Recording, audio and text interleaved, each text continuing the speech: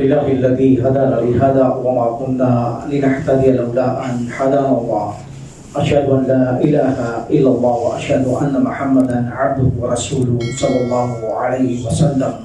السلام عليكم ورحمة الله تعالى وبركاته. Waalaikumsalam. Alhamdulillah, may Allah bless you. So ipagpapatuloy natin ang akidah. So today you learn a lot. Or amazing. Marami kayong matututunan na hindi nyo pa narinig, insyaAllah. Okay? So nung nakaraan, napaksa natin ang kamay ng Allah subhanahu wa ta'ala. Mayroon siyang kamay at saka mukha. So tapos na tayo sa mukha. Mayroon siyang isang mukha ang Allah subhanahu wa ta'ala.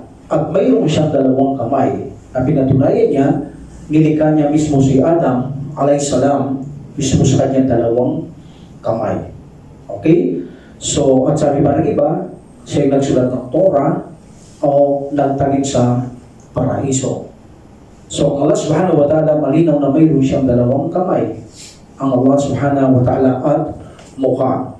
At sinabi pa ng mga Hudyo noon na ang Allah subhanahu wa ta'ala ay maglula, nakatali ang kanyang kamay, meaning maramot siya. Hindi niya kayang magtustos ng kanyang mga linika.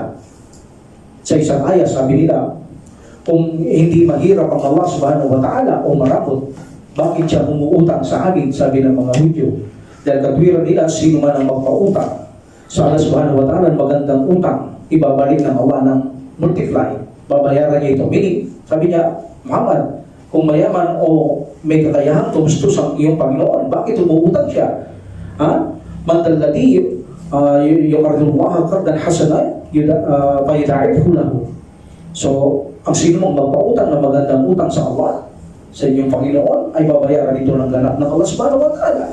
So, kinukuntya nila ang Allah subhanahu wa ta'ala na hindi kaya tustusan ng Allah subhanahu wa ta'ala ang mga linika at mahirap lamang siya. So, riniklayan sila ng Allah subhanahu wa ta'ala na talian ng kanilang batalian ng kanilang mga kamay. Meaning, gawin silang maramot sa mundong ito. Kaya ang mga Hudyo, sila ang pinakamaramot na tao sa mundong ito. Sila ang pinakamatagaw, pinakamasiba sa mundong ito. Ang mga taong ito, na mayroon silang napakalaking organisasyon, ang gusto nila sa buhay nila ay kunin nila ang buong mundo. Hindi lang kayamanan ang gusto nila. Dahil sa kasakiman nila, kakuriputan nila, kahunatan nila, hindi sila naglalabas ng kayamanan ng walang malaking kapalit. At ang gusto ng mga ito ay marubulain nila ang buong mundo. Kaya makikita niyo, kinukuha nilang pilit ang buong mundo. Dahil ito ang kanilang daigdig, sapagkat inilayo sila ng Allah subhanahu wa ta'ala, sinumpa sila ng Allah subhanahu wa ta'ala na mapalapit pa sila sa habang ng Allah subhanahu wa ta'ala. Dahil sa sinabi nilang mahirap ang Allah subhanahu wa ta'ala, walang kakayang kumustos, ito'y panunuya sa Allah subhanahu wa ta'ala. So dahil sa sinabi nilang yan, inalayo sila ng Allah subhanahu wa ta'ala sa kanyang habang at ginawa silang marhamot na mga tao. Pero kung tatanong ninyo, bakit pinakamayaman o isa sa pinakamayamang tao ang Israel, hindi ba ito ay pabor ng Allah subhanahu wa ta'ala sa kanila? Ibig sabihin, nangangahulugan na binigyan sila ng Allah subhanahu wa ta'ala ng pabor? Sabihin natin ito ay mayaman. Ngunit hindi ito nangungulugang kagandahan o bukas palad ng Allah subhanahu wa ta'ala, kagandahang loob ng Allah subhanahu wa ta'ala. Hindi ito tatawagin kagandahang loob sapagkat sila malayo sa abang ng Allah subhanahu wa ta'ala. Itong nakikita ninyong kayamanan nila, ito ay pampaligaw sa kanila. Ito ay pampaligaw sa kanila na isipin nila na talagang sila mapwersa, mayaman silang higit sa Allah subhanahu wa ta'ala, may kakayaan sila dito sa ganitong sitwasyon. Inililigaw sila ng Allah subhanahu wa ta'ala para mapalayo sila sa habang ng Allah subhanahu wa ta'ala. But of course, pagkatapos ng kanilang buhay sa mundong ito na ang kapalit ng kanilang mga mararangyang buhay na tinamasa rito ay ang kalunos-lunos na kaparusahan na naghihintay at nakatambang sa kanila. So sabi ng Allah subhanahu wa ta'ala, ang kanyang raw kamay ay nakatali, sabi niya, bal. This bal, ito ay nagpapakitang, nagpapawalang bisa sa kanilang sinasabi. Bal, hey, no, parang ganyan. Itinatakwil ng Allah subhanahu wa ta'ala na nakatali ang kanyang kamay. So ang sabi ng Allah subhanahu wa ta'ala, ang kanyang dalawang kamay ay nakabukas na, nakaulat ng malapad. Meaning, Hindi isang kamay, kundi sinagot sila ng Allah subhanahu wa ta'ala, dalawang kamay ang kanyang nakabukas. Meaning, mas perpekto ito para magbigay o manustos sa kanyang mga lilikha. So, ibig sabihin, ang Allah subhanahu wa ta'ala, mula noon sa unang panahon, night and day, nagtutustos siya sa kanyang mga nilikha. So mula ng lilikha niya ang Allah subhanahu wa ta'ala, ang langit at lupa, night and day, mayroon na siyang nilikha, tinutustusan niya ang kanyang lahat ng mga nilikha. At walang isa man sa atin ang makakapag-estima, mai-estimate ang mga biyaya ng Allah. Walang makabibilang sa biyaya ng Allah subhanahu wa ta'ala. At sinabi niya sa Hadith Qudsi meaning hindi Quran ito, ang Allah subhanahu wa ta'ala ang nagsabi, but this is a Hadith Qudsi, mismo ang Allah subhanahu wa ta'ala nagsabi, at sinabi ng Prophet sallallahu alaihi wasallam, sinabi ng Allah subhanahu wa ta'ala, kung ang mga tao at mga jinn ay humiling sa akin mula sa una hanggang katapusan, humiling sila sa akin at sila'y aking pagkakalooban, walang mababawas sa akin mga biyaya. Hindi kayang bawasan ang biyaya ng Allah subhanahu wa ta'ala ni kahit nakatiting. Humingi na ang tao at jinn mula sa unang tao hanggang sa ulihan. Umiling sila, bibigay ng Allah subhanahu wa ta'ala, walang mababawas sa kanyang mga biyaya. Ganon ang Allah subhanahu wa ta'ala, maliban sabi ng Allah subhanahu wa ta'ala na ilubog ninyo ang karayom sa karagatan. Ibig sabihin, kapag inilubog mo ba ang karayom sa karagatan at kinuha mo, halimbawa, kuha kayo ng tabo, ihulog niyo ang karayom sa tubig na may tabong may tubig, kunin niyo yung karayom, mayroon bang nabawas ang tubig doon sa tabo? Wala. Ganon ang Allah subhanahu wa ta'ala, ikinumpara niya ang isang karayom na inihulog mo sa karagatan at kinuha mo, anong tubig ang mababawas doon? Kaya ibig sabihin, ang Allah subhanahu wa ta'ala walang mababawas sa kanyang biyaya, kaya niyang tustusan ang kanyang lilikha mula sa una pa hanggang katapusan. Hindi totoo ang sinasabi ng mga Hudyo na siya ay nakatali, maramot, makunat, hindi kayang tustusan ang kanyang mga lilikha. Hindi katotohanan yan. Ang sinasabi ng Allah subhanahu wa ta'ala, ang sino mang magpautang sa akin, meaning, ang sino mang gumugol ng kayamanan para sa Allah, itinuturing na utang ng Allah subhanahu wa ta'ala yun, at babayaran kanya ng maraming beses sa mundong ito at sa kabilang buhay. Yun ang ibig sabihin ng Allah subhanahu wa ta'ala. Sinabi niya, ang sino mang gustong magpautang sa akin, meaning ang gumugol sa inyong mga kayamanan na ibinigay ko, meaning yung ibig sabihin ng Allah subhanahu wa ta'ala, at ginugol niyo yan para sa akin, inahangal niyo ang aking mukha, meaning utang ko sa iyan. Yun ang ibig sabihin ng Allah subhanahu wa ta'ala. Hindi siya umuutang. Ang sino mang magpautang, sino mang gumugol, meaning sa aking landas, ay tuturing kong utang ko sa iyo at tiyak na mapapayaran ka sa kabilang buhay ng Allah subhanahu wa ta'ala. At kung nilaisin niya, dito pa lang pararamiin na niya ang ginugol mo para sa Allah subhanahu wa ta'ala. Yun ang sinasabi ng Allah subhanahu wa ta'ala, ang sino mang magpautang sa akin. Meaning hindi mo pa uutang, bibigyan mo ang Allah mismo ang mag-uutang sa iyo. Hindi. Magpapautang, meaning magbibigay ka ng tulong sa mga tao, sa mga Muslim, utang yan ng Allah sa iyo. Babayaran ka ng Allah subhanahu wa ta'ala ng walang alinlangan.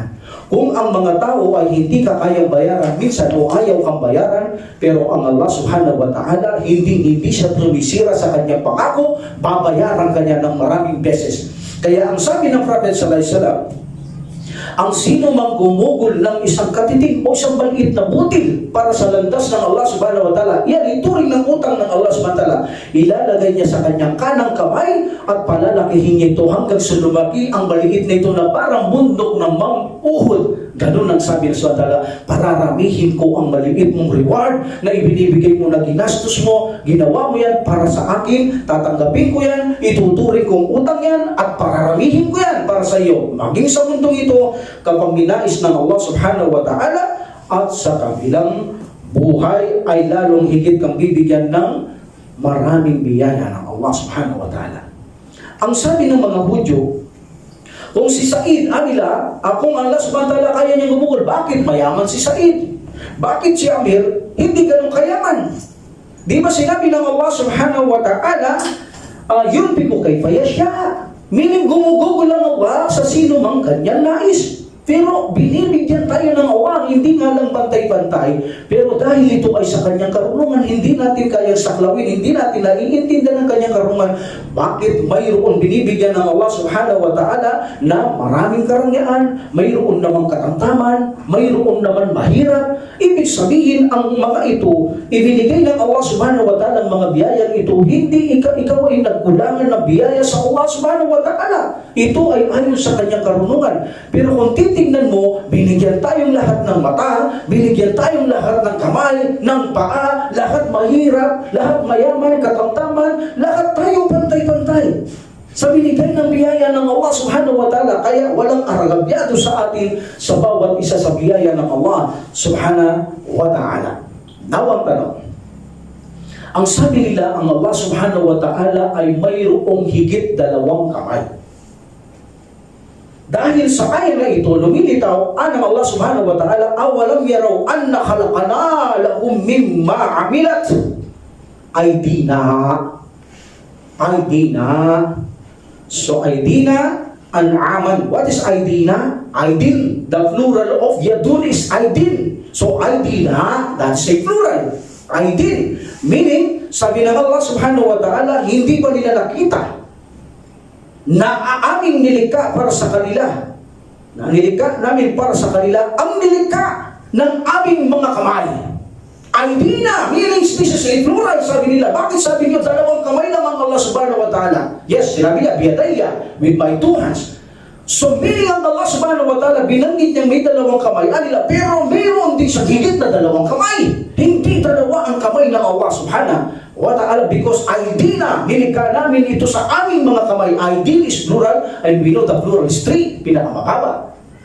Okay? So, sabi nila, ito ay nasa kalagayang plural form. Even na ang mga Rabo, kapag sinabi mo, grammatian, linguistic, kapag sinabi mo plural is pinakamababa ang 3. That's why nila, ang kamay ng Allah subhanahu wa ta'ala ay hindi lang 2, kundi ito ay 3 o higit pa sa 3. Kaya mayroong mga nagsasabi na ang kamay ng Allah subhanahu wa ta'ala ay kasing dami ng kamay ng mga pugita. Kung ilan ang kamay ng pugita, because of the plural, ganun ang kamay ng Allah subhanahu wa ta'ala. Marami ang kamay ng Allah subhanahu wa ta'ala. Now, ito ay plural. At sa isa, 5 khalaqtu biyadayya. Kung anong nilikha ko sa aking 2 kamay, sabi ng Subhanahu. Also, sinabi niya, balyadahu mabasutatani. Ang aking 2 kamay, kanyang 2 kamay, ay nakaunat ng malapad. So sabi nila, ito 2 kamay, malinaw, dito sabi nila plural. So kung ganun, ano ang tama? Anila, sa ipinakita nyo, 2 kamay ang Allah subhanahu wa ta'ala, mayroon kamay 2 subhanahu wa ta'ala, sinabi natin, pero sabi namin, plural dito, mayroong maraming higit na kamay, nilikha ng aming mga kamay. So dito, alam nyo, sabi ko sa inyo, marami kayong matututunan sa araw na ito. Ang kamay ng Allah subhanahu wa ta'ala, unang-una, sinabi ng Prophet sallallahu alaihi wasallam ay 2 lamang. At ang 2 kamay ng Allah subhanahu wa ta'ala, bawat isa ay kanan. Allahu Akbar. Walang katulad ang Allah subhanahu wa ta'ala. Ang 2 kamay ng Allah subhanahu wa ta'ala, this is Sahih Muslim, from Ibn Amir radiyallahu anhu. In-arrange ng Prophet sallallahu alaihi wasallam, this is authentic hadith na sinabi ng Prophet sallallahu alaihi wasallam, bawat kamay ng Allah, 2 kamay niya, bawat kamay niya ay kanan. Allahu Akbar. Kaya walang kamukha ang Allah subhanahu wa ta'ala sa kanyang mga nilikha. Now, paano natin sasagutin yung 3? Plural. Okay. Number 1. In grammar, ang pinakamababa na plural ay 2. But, ginagamit lang ito if there is a reason, if there is a wisdom, kung bakit ginawa ng Allah subhanahu wa ta'ala na ang 2 gawin niyang plural. But kung hindi ito merong wisdom, the plural is 3 ang pinakamababa. What is the dalil? Number 1, ang dalil ng Allah subhanahu wa ta'ala, like for example, ang sinasabi nilang mimma amilat aydina, lilikha namin ito sa aming mga kamay. This is a plural, aydina. So, ito ay lumilitaw na marami ang kamay dito ng Allah subhanahu wa ta'ala because ay sa kanilang pinakitang dalil. But sa isa, balyadahu mabsutatani, ang kanyang dalawang kamay ay nakaunat ng malapad o linika niya si Adam alayhi salam, biyadaya, with my two hands. Now, what is the dalil? Na ang plural ay maging dalawa lamang. If there is a reason, number one, Allah subhanahu wa ta'ala said, in tatuba, they are dual. Sino ito? In tatuba, kung sila'y humingi ng tawad sa Allah, Hafsa and Aisha, nung pinagkakuntsabahan nila ang Propeta sallallahu alaihi wasallam. This is chapter 66 verse 4. So, nagalit ang Allah subhanahu wa ta'ala. Dahil nasa Allah subhanahu wa ta'ala said, in tatuba, kung sila'y dudulog sa pagsisisi, now sila ay dalawa lamang. Sapagkat sila ay, ang kanilang mga puso ay nagnais na tutulan ang Propeta sallallahu alaihi wasallam sa kanyang naibigan. Ano ang dalaya? In tatuba ilallahi fakadasagat kulubukuma. Kulubukuma, min kulubun is plural. Pero ilan ang tinutukoy ng Allah subhanahu wa ta'ala ng tao? Dalawa lang ang tinutukoy ng Allah. So here the kulubun is plural, but it consider two because dalawa lang ang tinutukoy ng Allah subhanahu wa ta'ala, Aisha and Hafsa radiyallahu anhuma. In tatuba, dalawa sila, in tatuba ilallahi fakadasagat kulubukuma. Meaning kulubun is plural, but it is a considered dual. Why Allah subhanahu wa ta'ala use plural kulubun? Not kalbani, kalbani. Bakit hindi kalbani? Kulubun ang ginamit niya. Because there is a reason. There is a wisdom. Ang Allah subhanahu wa ta'ala kapag gumagamit siya ng dual in the plural form, there is a reason. But if there is no reason, tiyak na ang plural ay tatlo. Another dalil, فَإِنْ كَانَ لَهُ إِكْوَةٌ فَلِأُمِّهِ السُّدُسُ. Meaning kung mayroong naiwan na dalawang lalaki, ang nanay may parte siya sa mana, 1/6. So makikita niyo ito, فَإِنْ كَانَ لَهُ إِخْوَةٌ. Ikhwatun is plural of akhun. But ang tinutukoy lang ditong pamana, dalawang lalaki lamang. Hindi ito for plural, this is a considered dual. Pero bakit ginamit ng Allah subhanahu wa ta'ala ang plural? Because of there is a reason. But ang tinutukoy dito, malinaw to, walang kontra dito. Ang sinasabi ng aya na ito, kapag mayroong naiwan dalawang lalaki ang namatay, mayroong nanay, ang parte ng nanay, 1/6. Pero ikhwatun ang nakalagay. So that is the answer. Kapag sinabi lang Allah subhanahu wa ta'ala, BID na, in our hands, meaning this is a dual, hindi ito plural. Now, for the sake of argument, mas malinaw ito. Pinakita ko lang ang dalil na yun. For the sake of argument, mimma amilat aydina, kung saan nilikha ng aming mga kamay. Aming mga kamay. In this situation, ang nilikha namin sa aming mga kamay, at yung isa, 5 kalakto biyadaya, kung saan nilikha ko sa aking dalawang kamay. In this mimma amilat aydina, in our hands, hindi kamay ang tinutukoy dito. Ang tinutukoy dito mismo ang Allah subhanahu wa ta'ala at linikha namin sa aming mga kamay. Amin. Meaning, ang kamay na tinutukoy yung may-ari ng kamay. Sino may-ari ng kamay?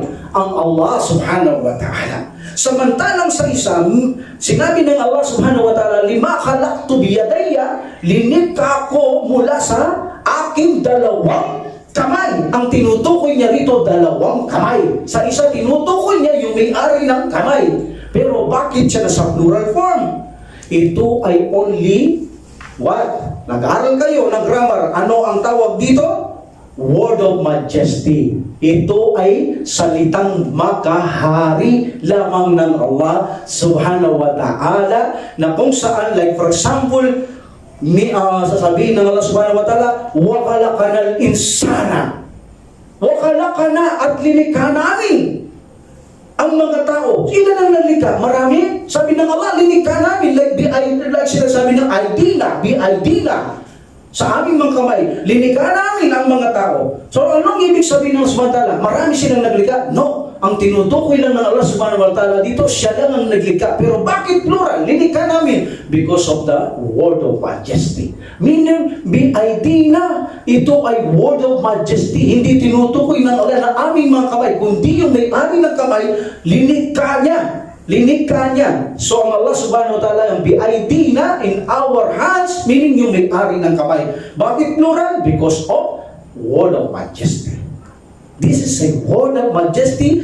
At ang Allah subhanahu wa ta'ala mayroon lang dalawang kamay sapagkat sinabi niya, linikha ko siya, anong lang sa'yo? Bakit ayaw mo magpatira ba, Iblis, na linikha ko? Mikha ko sa aking kamay, aking dalawang kamay.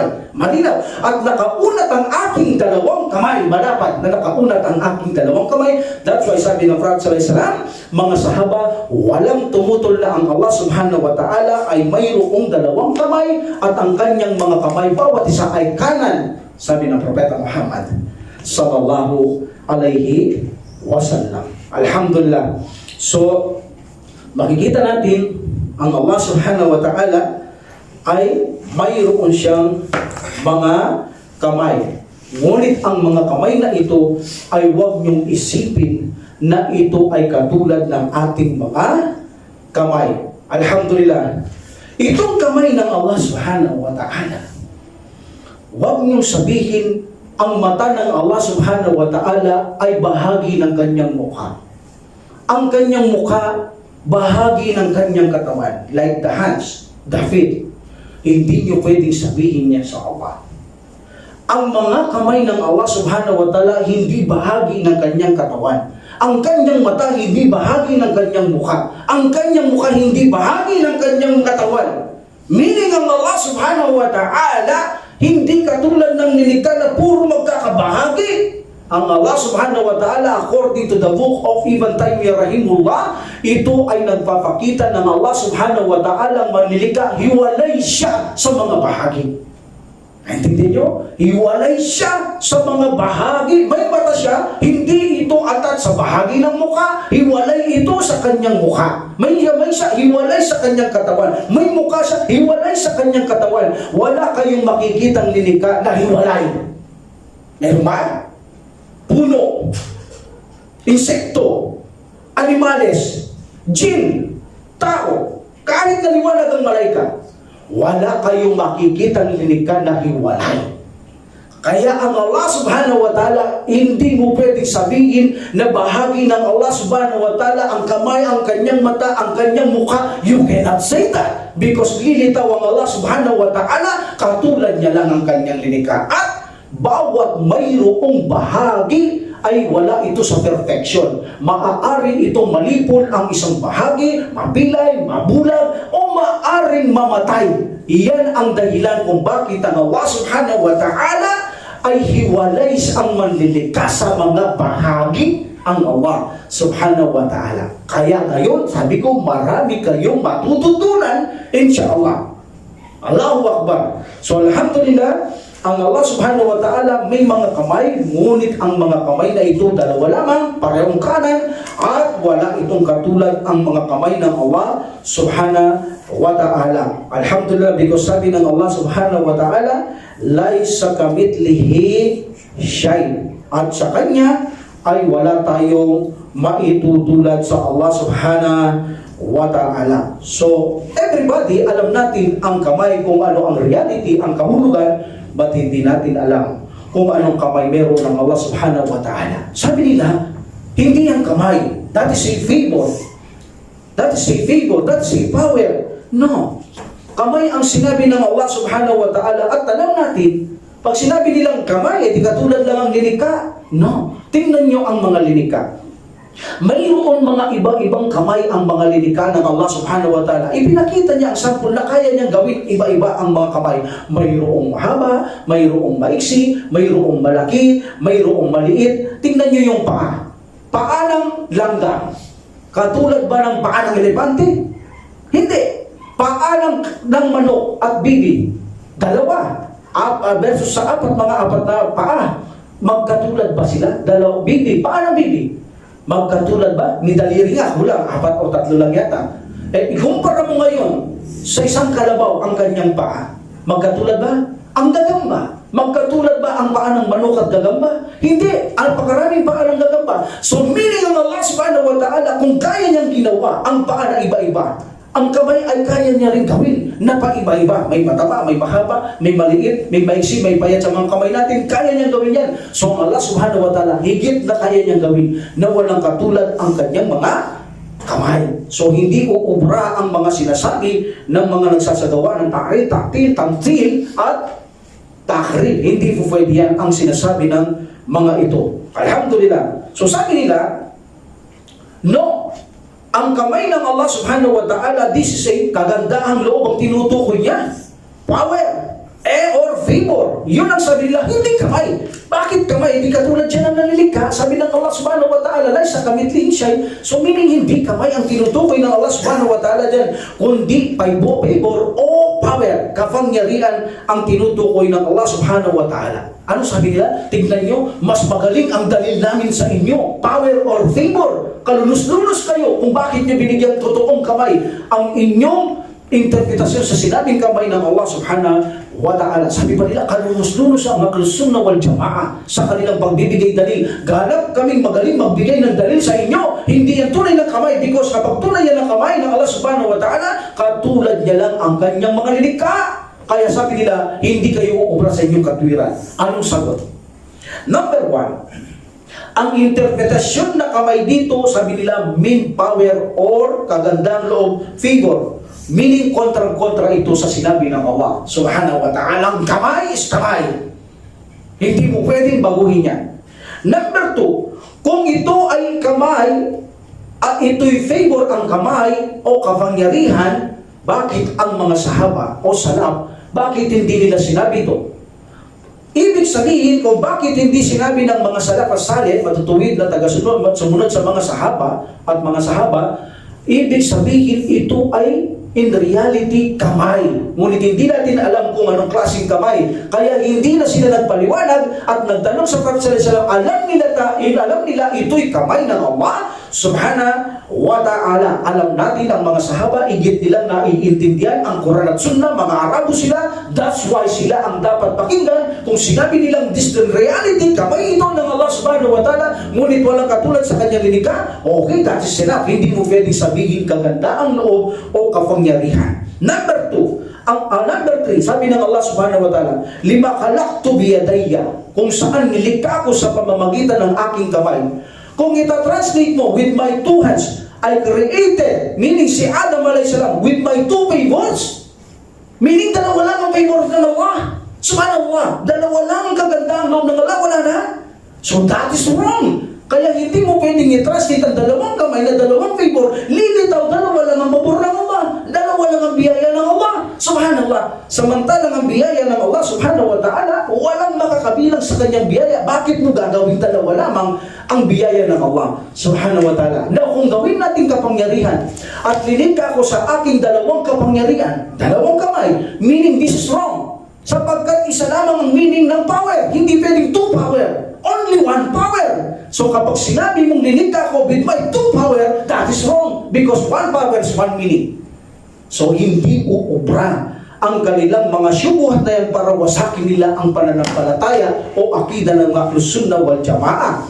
Sinabi ng Allah subhanahu wa ta'ala, bal yadahu mabsutatani, katotohanan, ang kamay ng Allah ay nakaunat. Kamay, dalawang kamay ng Allah. Ang kanyang dalawang kamay, yadahu, ay nakaunat ng malapad. Ang kanyang dalawang kamay.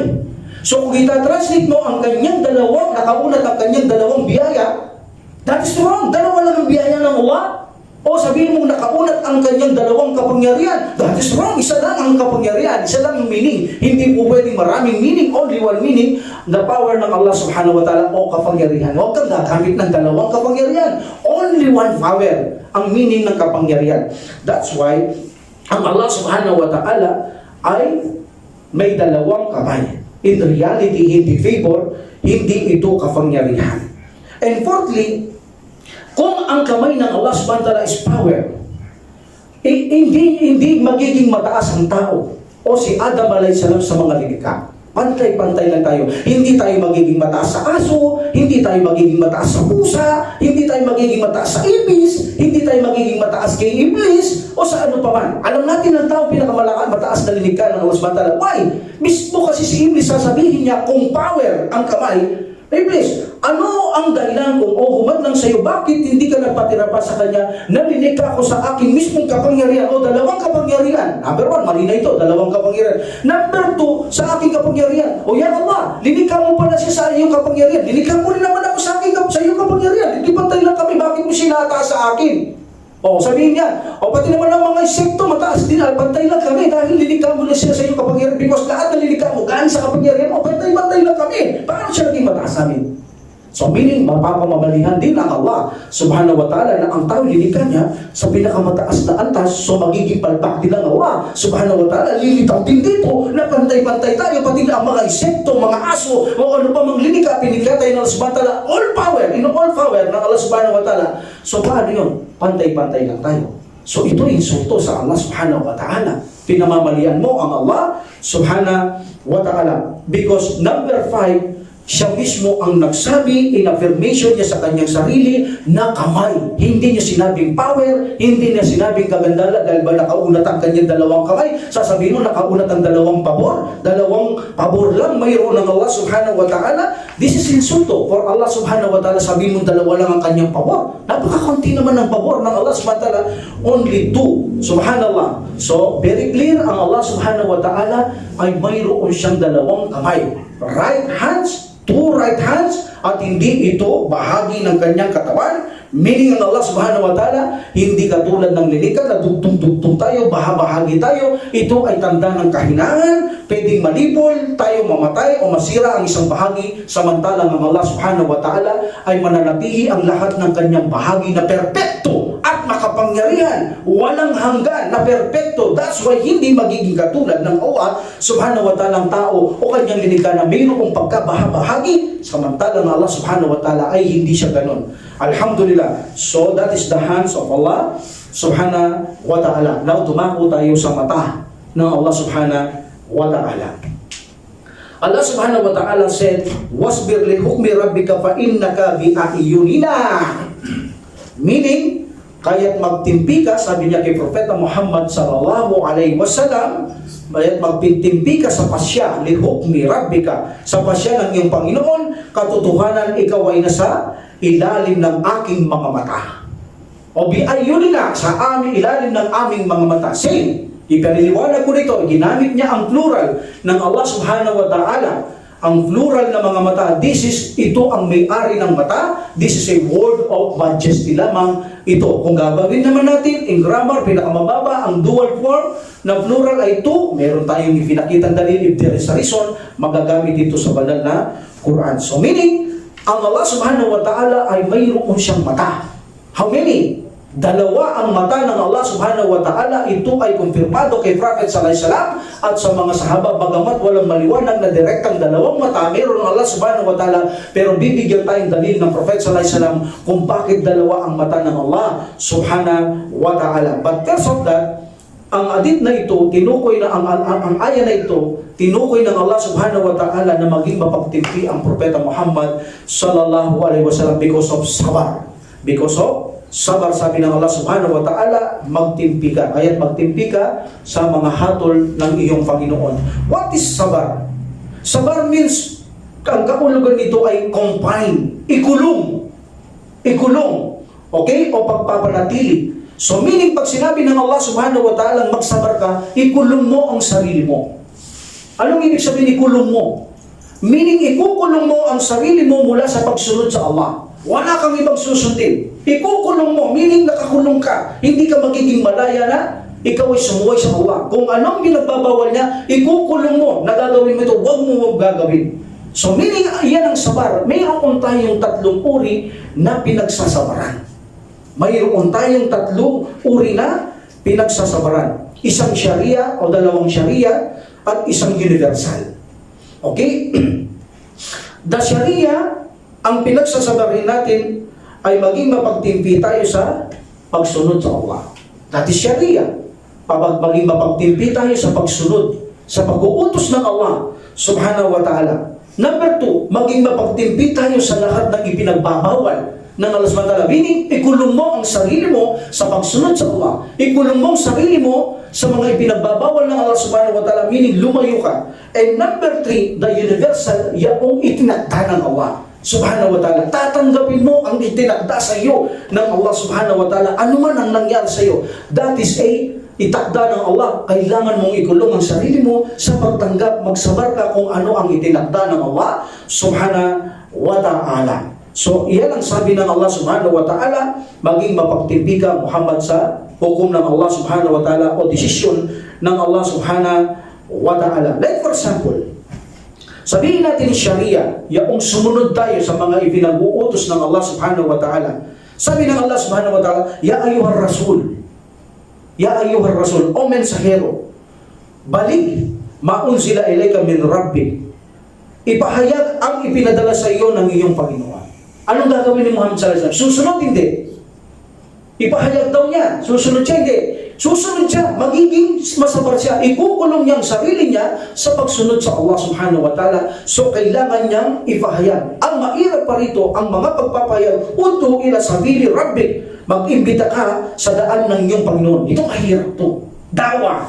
Itong pinakamairap na sitwasyon ng mga Muslim, ang pagbibigay ng dawa. This is a serious command na magbigay ka ng dawa, lalo na ang Propeta Muhammad sallallahu alaihi wasallam. Meaning, magdawa ka na sambahin ang Allah Subhanahu wa ta'ala, iparating mo ang katotohanan ng reliyon, ang pananampalatayang reliyon. So meaning, mabigat na dawain ang dawa. Nabibigatan tayo dahil sa mga mayroong maraming humahadlang, maraming kumakalaban.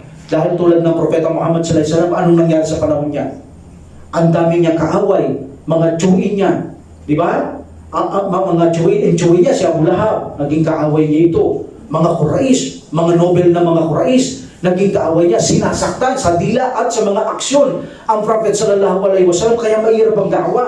So tayo, minsan kapag nagda'wa tayo, nakakarinig din tayo ng mga anghang na mga salita, mga malulupit na mga balik salita sa atin, bagamat maganda ang mensahe natin sa kanila, kung ano-ano ang ating naririnig. Ngunit, kailangan natin magtimpi, kailangan ikulong natin ang ating sarili sa sabar. Tanpin mo, ikinadar yan ng Allah. Darating sa iyo, kadar yan ng Allah. That is universal kadar na mangyayari ngayon na, halimbawa, dumaan ng taon, universal kadar ng Allah, magdadawa ka, mumurahin ka nun. That is a decree ng Allah Subhanahu wa ta'ala. Anong utos niya? Magtimpi ka. Tanggapin mo yun dahil itinakda ko sa iyo ang mangyayari yun. So, kasama sa sinasabaran natin ang mga decree ng Allah Subhanahu wa ta'ala.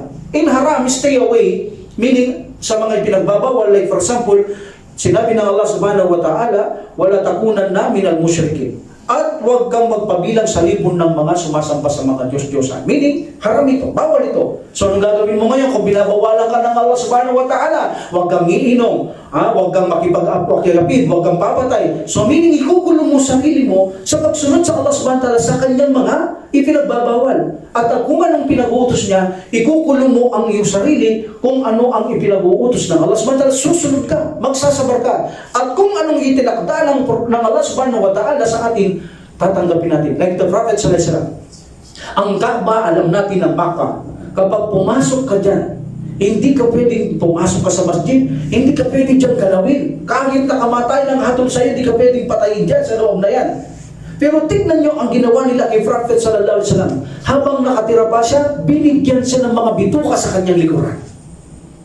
Can you imagine, bawal mong gawin ang pumatay malakit sa loob doon, tapos binigyan mo ang sugo ng Allah ng bituka na napakabigat na kusang tinatapon ng mga bituka ng mga baka, kinuha doon, inilagay sa kanyang likod, hindi siya makaangat sa bigat. Ganun, sinaktan nila ang Prophet sallallahu alaihi wasallam. But sabi ng Allah Subhanahu wa ta'ala, that is kanar, itinakda ko sa iyan, magtimpi ka. That's why nagtitimpi ang Propeta Muhammad sallallahu alaihi wasallam. Ang Prophet sallallahu alaihi wasallam nagtitipi, minsan ang kanyang pinto sa Abu Lahab, tiyon niya, nilalagyan ng mababahong karne, pagbukas niya ng pinto, ang baho doon sa harapan niya. Until finally, mahuli siya ni Abu Talib at si Hamza na kanyang Juwil radiyallahu an. At minsan, alam natin, pinagbabato siya sa taib, itong Prophet sallallahu alaihi wasallam. Hindi lang siya doon binato, nasugatan, nawalan pa siya ng balay ang Prophet sallallahu alaihi wasallam. At nagising na lang, sabi niya, sa Karn at Talib, sa lugar ng Karn at Talib, nagkamali na lang ako, nandoon ako. So meaning, itinakdayan ng Allah Subhanahu wa ta'ala, nararapat magtimpi ang Prophet sallallahu alaihi wasallam. So siya ang sample, dapat natin tayong gayahin siya. So tatlo ang ibig sabihin ng sabar. Ang sabar, meaning ikulong mong sarili mo, i-confine mong sarili mo, meaning ikukulong mo sa pagsunod sa Allah, iwasan mo kung anong pinagbabawal niya, at kung anong itinakda niya, huwag kang magagalit. Itinakda niya sa iyo. Pero sandaan ninyo, ang sabar, ay nasa unang bugso lamang ng pagsubok. Remember that. Hindi sabar yaong nakapagpahinga ka na, hindi sabar yung nakapagsalita ka na, at saka mo naisip na kailangan ko magsabar. Hindi sabar yaong nagalit ka na, at saka mo naisip, ay, kailangan ko magsabar. Ang sabar, on the spot. Pagkalagay ng kadar ng Allah o pagsubok ng Allah, automatic magsabar ka. Hindi uubra yung nagalit ka na, nagsalita ka na, at saka magsabar ka na lang. Okay, sasabar ko. That is not sabar. What is the dalil? Minsan ang matanda, umiiyak siya sa puntod. So nadaanan siya ng Propeta Muhammad sallallahu alaihi wasallam. Sabi niya, huwag kang umiyak, sabi. Meaning namatay na yan, huwag mo na siyang iyakan. Pero hindi sabi, huwag kang umiyak, sabi niya. Tanggapin mo ang tadhana ng Allah. Hindi mo alam ang nararamdaman ko, sabi niya, hindi niya nakikita. Hindi mo alam ang nararamdaman ko, sabi niya, kaya umalis ka rito. So umalis ang Prophet sallallahu alaihi wasallam. Sinabi ng mga tao, alam mo ba kung sino sinigawan mo? Ang sugo ng Allah ang iyong sinigawan. Ha? Sabi niya, ganun ba? So pumunta siya kay Prophet sallallahu alaihi wasallam. Ito ang taong walang bantay. Isang pinuno na walang bantay, dire-diretso ang matanda sa kanya. Kita mo? Yung mga namumuno, hindi ba rin walang bantay? Ito wala, dire-diretso sa tahanan niya. At siya ay tumawa, ang matanda ito ay tumawa o nagsalang. Sabi niya, Rasulullah, pasensya na po kayo pala yung nagtanong sa akin, sabi niya. Kayo pala yung nagpigil sa akin na umiyak doon. Alam mo ba, sabi ng Prophet sallallahu alaihi wasallam, ang sabar ay nasa unang bugso ng pagsubok. Meaning, hindi na yung sabar. Tapos ka na nag-iyak eh. Nag-iyak ka na, ibunos mo na doon. Hindi na yan sabar. Sabi niya, ang sabar ay nasa unang ampas ng pagsubok ng Allah subhanahu wa ta'ala. Doon lang tinatanggap ang sabar. Hindi tinatanggap ang sabar na idaos muna ang sarili mo sa gusto mo tsaka ka magtitimpi. Hindi yan qualified na sabar. Remember, this is very important. Ang sabar ay sa unang hampas. Pagkampas na pagkampas ng pagsubok. Halimbawa, on the spot, ang Prophet sallallahu alaihi wasallam, pinuhos yung bituka. Hindi siya nagsalita. On the spot, nagtimpi siya. That is sabar. Doon lang tinatanggap ang sabar ng Allah subhanahu wa ta'ala. Kapag sinabihan ka, bro, bawal ito. On the spot, ikukulong mo sarili mo. Bawal ba? Alhamdulillah. On the spot, ikukulong mo sarili mo sa pagsunod. Iiwas ka sa Panginoon, gagawin mo. On the spot, hindi ka nagagalit. That is sabar. Yan ang mga sabar. Hindi yung, bro, bawal yan. Babawal ka lang, bawal. Hindi sa tapos, ay subana na, magsabar ako. Hindi na sabar yun. Nagsalita ka na ng pangit. Naimasmasang ka na. So, hindi tinatawag na sabar yun. So, sabi ng Allah subhanahu wa ta'ala, maging mapagtimpi ka Muhammad, sapagkat ikaw ay nasa ilalim ng aking mga mata, o aming mga mata. Aming paningin, aming mga mata. Sinabi ng subhanahu wa ta'ala ito, okay? Ayunina, aynun, ayunina. So, meaning, this is under our ear, nasa ilalim ka ng aming mata. Okay, meaning kapag sinabi ng Allah subhanahu wa ta'ala, magtimpi ka na sa ilalim ka ng aming mga mata, walang gagalaw sa iyo. Binibigyan lang kita ng pagsubok, kadar, pero hindi ka pwedeng patayin, hindi ka pwedeng paslagin ng mga yan, because nasa ilalim ka ng aking mga mata. Aming mga mata. Meaning this say, majestic word of majestic. Pag sinabi ng subhanahu wa ta'ala, aming mga mata, sa mata lang ng Allah subhanahu wa ta'ala. Meaning, huwag kang matakot sa kanila, magtimpi ka, nasa pangangalaga kita, meaning nakikita kita, pinoprotektahan kita, pinangangalagaan kita because nasa aking kapaningin, meaning nasa aking mga mata, ang iyong paggalaw, ang iyong mga ginagawa, alam ko lahat ang mangyayari, hindi kita pababayaan. Nag-Musa na isa, darating ako dyan. Pinagalagaan ng Allah subhanahu wa ta'ala si Musa, ganoon din sa kanyang mata. Meaning, tinitignan niya ang nangyayari kay Musa, pinapangalagaan. Ganun din ang Prophet sallallahu alaihi wasallam. Tinitignan niya ang Prophet sallallahu alaihi wasallam, lahat naman nakikita ng Allah subhanahu wa ta'ala. Ngunit pinoprotektahan niya ang gusto niyang protektahan. Pag sinabi ng Allah subhanahu wa ta'ala, magtimpi ka, ikaw ay nasa ilalim ng aking mga mata, meaning, sinusuportahan kita, tinitignan kita, binabantayan kita, wadyado ka, protektado ka sa akin. Yun ang ibig sabihin ng Allah subhanahu wa ta'ala. Meaning, you are under my eyes, I'm watching you, I support you, meaning, hindi kita pababayaan, tinitignan kita, binabantayan kita sa aking mga mata. Alhamdulillah, so yan ang sinabi ng Allah subhanahu wa ta'ala, under our eyes. Sa ilalim ng aming mga mata, pinoprotektahan, binabantayan ka namin, pinangangalagaan ka namin. Don't worry, magtimpi ka, sumunod ka lamang sa utos ko, sabi ng Allah subhanahu wa ta'ala. So dito malinaw na mayroong mata ang Allah subhanahu wa ta'ala. Kung sasabihin natin, ang ating mga mata, actually, binanggit ko na itong mga dati, dati yan kabariya. Kabariya means, kapag sinabing kabariya, ito ay isang salita na galing sa ating mga sarili na nakaka-attach. Ito ay bahagi natin sarili, mata, pandinig, pananalita, kamay, like that, that's a kabariya. Okay? So news ito, balita ito na parte ng ating katawan. Like for example, the face may mata. And the face, parte ng katawan. With respect of Allah, with the respect our Lord Allah subhanahu wa ta'ala, hindi natin pwede sabihin ang mata naka-attach o bahagi ng mukha ng Allah subhanahu wa ta'ala. Subhanallah. Lilitaw na hindi perfecto ang Allah subhanahu wa ta'ala. Lilitaw na katulad natin ng Allah subhanahu wa ta'ala kapag sinabi natin na ang mata ay bahagi ng mukha, ang mukha bahagi ng katawan. Subhanallah. Katulad na lang natin ng Allah subhanahu wa ta'ala. According to Ibn Taymiyyah, ito ay nagmumungkahi na ang manlilika ay hiwalay sa mga bahagi.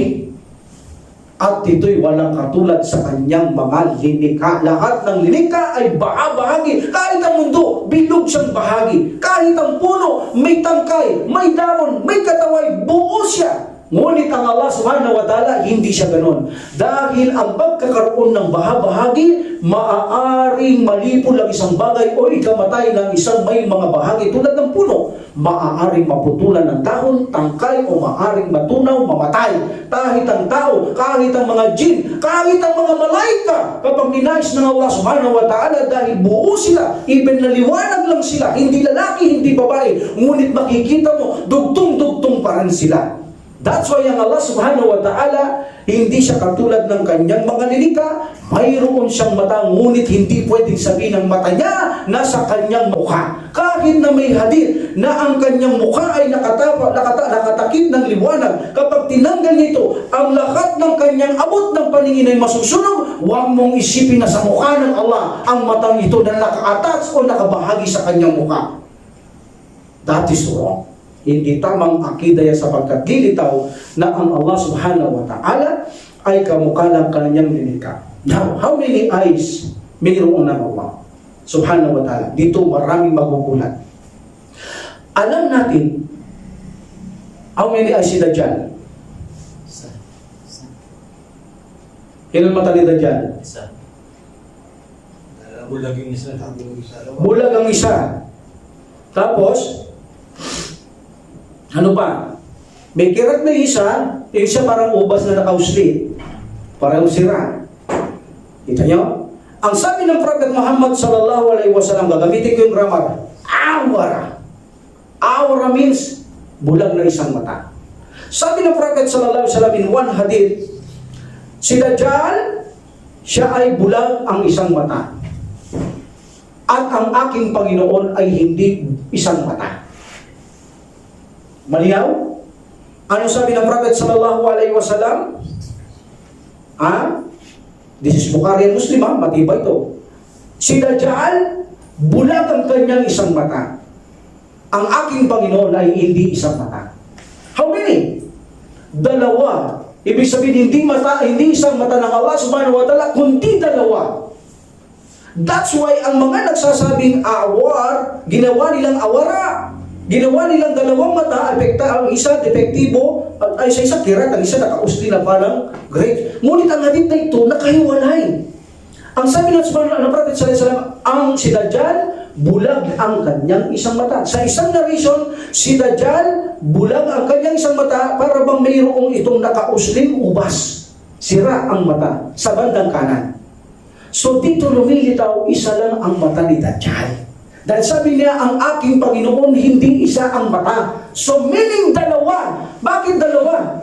Dahil kung tatlo ang mata ng Allah subhanahu wa ta'ala, okay, lalong mas perfecto. Pero kung tatlo, lalong pupurihin at tama ng Allah subhanahu wa ta'ala mga sahabat. Ngunit hindi dumating sa puntong yaon na pinaliwanag nila tatlo ang mata ng Allah subhanahu wa ta'ala, kundi sila'y naniniwalang dalawa lang. Dahil sa dalil na ito, hindi isa ang mata ng Allah.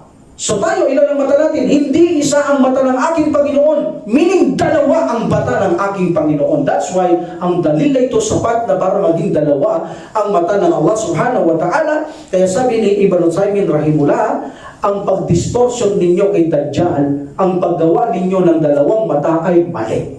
This is a distortion sapagkat napakalinaw ng hadith. Sabi niya na si Dajjal ay bulag ang kanyang isang mata at ang aking Panginoon ay hindi isa ang kanyang mata.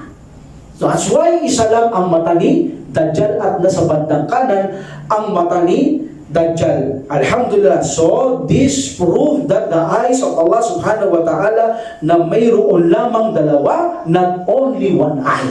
So, mayroon nangangaral sa atin lang natin marami, dalawang mata ni Dajjal, isang kirat, isang nakausli parang ubas. O meron naman, medyo isang medyo isa ay bulang. Pero ang actually makikita nyo dito, isa lang ang mata ni Dajjal. At sabi ng Propeta sallallahu alaihi wasallam, ang aking Panginoon ay hindi isa ang mata. Kaya dito nila nakuha ang dalawang mata ng Allah subhanahu wa ta'ala, at hindi na tinanong ng mga sahaba ang Prophet sallallahu alaihi wasallam, because very clear na ito na tayo alam natin ang mata dalawa. Very clear na ito na tanungin pa nila Prophet sallallahu alaihi wasallam kung ilan ang mata ng Allah, ipaliliwanag niya ng Prophet sallallahu alaihi wasallam. Pero bakit hindi na sinabi ng Prophet sallallahu alaihi wasallam ng Allah tatlong mata? Because pangkaraniwang alam na natin na ang mata ay dalawa. After na sabihin niyang ang aking Panginoon ay hindi isang mata, meaning dalawang mata gaya ng katulad natin. Dahil kung tatlo sasabihin niya, hindi dalawa rin, tatlo ang mata ng mga samantala. Pero dahil hindi niya sinabi, meaning naiintindihan na natin, naiintindihan na ng mga sahaba na ito ay mayroong dalawang mata. Mayroon nga weak na hadith, pero weak, super weak lang ha. Baka mabasa niyo ito, very weak ito. Mula kay Ibnul Qayyim rahimahullah. Anong sabi ni Ibnul Qayyim rahimahullah sa isang hadith? Very weak ito ha. So tingnan lang natin ang kanya sinabi. Sabi niya, kapag ang isang alipin ng Allah subhanahu wa ta'ala ay nagsasala, nakatindig siya sa pagitan ng dalawang mata ng Allah subhanahu wa ta'ala. So dalawang mata, kasi sila alam nila dalawang mata. So this is a very weak hadith. But totoo naman ang kanilang pagkaunawa ay mayroong dalawang mata ang Allah subhanahu wa ta'ala. So alhamdulillah, dito ang Allah subhanahu wa ta'ala nasa aming paningin. Meaning, magsabar ka Muhammad sapagkat ikaw ay nasa aking dalawang mata. Meaning, tinitingnan kita, pinangangalagaan kita, hindi kita pababayaan. Meaning, alhamdulillah. So, mayroon mga tao na kung saan pinagbibintangan nila ang mga salaf na ang interpretasyon daw dito sa mga mata, outward looking. Hindi sila naniniwalang may mata ang Allah. Kung paano hindi nila yung kamay, mukha, ganun din dito. Kasi lumilitaw, tantil para sa mga lirika. Hindi sila naniniwala may mata, outward looking lang. Meaning nakatingin ang Allah, ngunit walang mata. Subhanallah. Pwede bang ganun? So, yun ang kanilang paniniwala at ginawa nilang takrif at pinagbibentangan nila ang mga salaf. Subhanallah. So, walang sense ang ganitong salita. Meaning, nakatingin ka, wala kang paningin. Pwede ba yun? So, walang sense ito. Meaning, hindi ito outward looking, kundi ito ay affirmation na sa aking mga mata.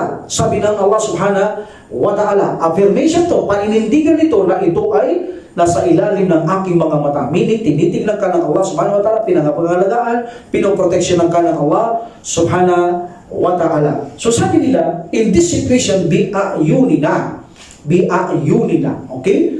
Bi'ayunina, there's a two interpretation with B. Mahalaga kasi ang B. Here, with. In one interpretation, sabi nila, okay, kung tumitingin kayo sa apparently, meaning, apparentness, maliwanag na dalil, ginagamit nyo, okay. Kung maliwanag na dalil ang ginagamit nyo, bi'ayunina, kung ganun sinira nyo ang ayan na yan. Because meaning nasa loob ng mata si Prophet sallallahu alaihi wasallam. Because with our eyes, that is a B. Kung gagamit kayo ng maliwanag na gusto nyo, salita lamang. So sabi nila, ang B, ikaw ay nasa ilalim ng aking mga mata. Meaning, nasa loob ng mata si Prophet sallallahu alaihi wasallam ng Allah subhanahu wa ta'ala. Hindi pa paninira yan, sabi nila, kung maliwanag paliwanag lang ng mga interpretasyon ng hanap nyo, pwede ba ang tao hindi ka pumunta sa loob ng mata ng Allah? That's why mali, sabi nila. What is the response? Kaya nagsabi ko, there are two meaning of B, bi'ayunina. B, dito ay accompanying. Meaning, kasama ka ng aking paningin. Hindi na sa loob ng paningin. That is the accompanying. Yes, tama yung sa interpretasyon na isa. Like for example, sabihin natin, Muhammad bilbay. Muhammad is in the inside of the house, meaning bilbay. Muhammad bil masjidi, meaning nasa loob siya ng masjid. So that's why sa aking loob, bi'ayunina, nasa loob ka ng aking mata. That is also correct. But the translation here is not like that. This is B, this is a accompanying, kasama ka. Meaning, magtagpi ka sa mga utos ng iyong Panginoon Apagkat ikaw nasa ilalim ng aking paningin, aking mga mata. Meaning, kasama ka ng aking mata, tinitignan kita. Hindi ka na rito sa loob ng aking mata, tinitignan kita. Bakit? Ang Prophet sallallahu alaihi wasallam, paano makapasok sa mata ng Allah subhanahu wa ta'ala, tinitignan niya, nasa taas ang Allah, nasa lupa si Prophet sallallahu alaihi wasallam. Imposible pumasok sa mata. Ang Prophet sallallahu alaihi wasallam, nasa lupa. Ang Propeta Muhammad sallallahu alaihi wasallam, nasa taas ang Allah subhanahu wa ta'ala. That's why very clear na hindi sa loob ng mata, nasa ilalim ang Prophet sallallahu alaihi wasallam. Meaning, kasama ka ng aking mata. Meaning, ginagabayan kita, tinitignan kita, sinusuportan kita, huwag kang mag-alala, hindi kita papabayaan sapagkat nasa ilalim ka ng aking mga mata. Meaning, tinitignan ng Allah subhanahu wa ta'ala. Alhamdulillah. So dito, makikita natin ang Allah subhanahu wa ta'ala ay mayroon siyang mata. At ang kanyang mata, ang Allah subhanahu wa ta'ala ay mayroon siyang dalawang mata. Okay? Mayroon siyang dalawang mata. Consensus ito, ang Prophet sallallahu alaihi wasallam, ang mga sahaba, hindi niya na pinaliwanag kung maraming mata ang Allah subhanahu wa ta'ala dahil alam nila, dalawa, hindi na silang tanong, hindi na rin nagpaliwanag ng Prophet sallallahu alaihi wasallam pagkatapos niya sinabi si Dajjal, isang mata, bulag, ang paking Panginoon, hindi isad.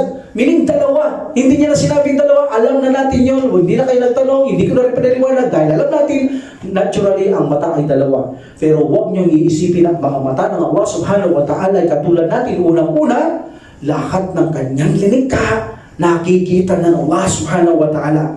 Even na ang isang maliit na bato, maliit, kahit naka-atomo, ilagay mo sa kailalimang kadiliman ng karagatan. Ipatong mo pa ang panahong tag-ulan, ang ulap na madilim, ipatong mo pa ang madilim na panahong gabi, nakikita ng Allah subhanahu wa ta'ala. Kahit sa pinakamalalim ng pusod ng dagat, ilagay mo ang maliit na katiting na bagay na yan, kahit maitim na bagay pa, makikita yan ng Allah subhanahu wa ta'ala. Kaya hindi natin katulad ang paningin ng Allah subhanahu wa ta'ala, at huwag niyong isipin na ang mata ng Allah subhanahu wa ta'ala ay bahagi ng kanyang mukha. Huwag niyong isipin ng mukha, bahagi ng kanyang katawan. No. Ito'y tanda ng kahinaan lamang ng mga linika at hindi ganito ang Allah subhanahu wa ta'ala.